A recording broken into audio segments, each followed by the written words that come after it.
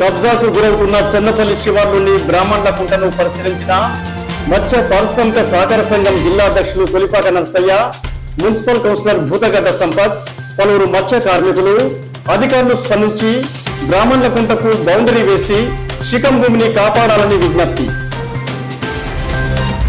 పెద్దపల్లి పట్టణంలోని జెండా చౌరస్తా నుండి జామా మస్జిద్ రోడ్డులో అడ్డదిడ్డంగా వాహనాల పార్కింగ్ తో ట్రాఫిక్ జామ్. అధికారులు స్పందించి ట్రాఫిక్ సమస్యను పరిష్కరించాలని పట్టణ ప్రజల విజ్ఞప్తి. పెద్దపల్లి మున్సిపల్ కార్యాలయంలో పార్లమెంట్ ఎన్నికల సందర్భంగా మూసివేసిన ప్రజాపాలన సేవా కేంద్రం తిరిగి ప్రారంభం. ప్రజాపాలన దరఖాస్తులు ఆన్లైన్లో లేకపోవడంతో లబ్ధిదారుల ఆందోళన.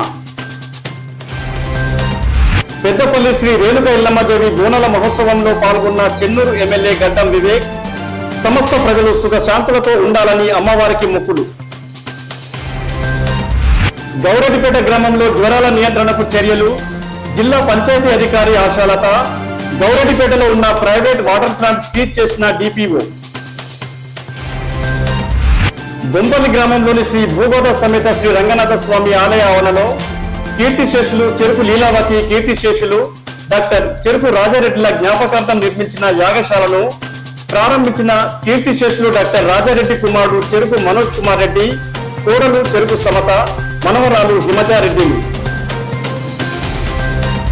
మూలసరలో వేకప్ సొసైటీ ద్వారా నడపబడుతున్న వాటర్ ప్లాంట్ లో కరెంటు మోటార్ చెడిపోవడంతో గ్రామస్తులు మరియు కాంగ్రెస్ పార్టీ నాయకుల కోరిక మేరకు పంచాయతీ కార్యదర్శికి కరెంటు మోటార్ను అందజేసిన పెద్దపల్లి డిసిసి ఉపాధ్యక్షులు కట్పూరి సుధాకర్ రెడ్డి, భవిష్యత్తులో తాను మరిన్ని సేవా కార్యక్రమాలు చేపడతానని తెలిపిన డిసిసి ఉపాధ్యక్షులు సుధాకర్ రెడ్డి.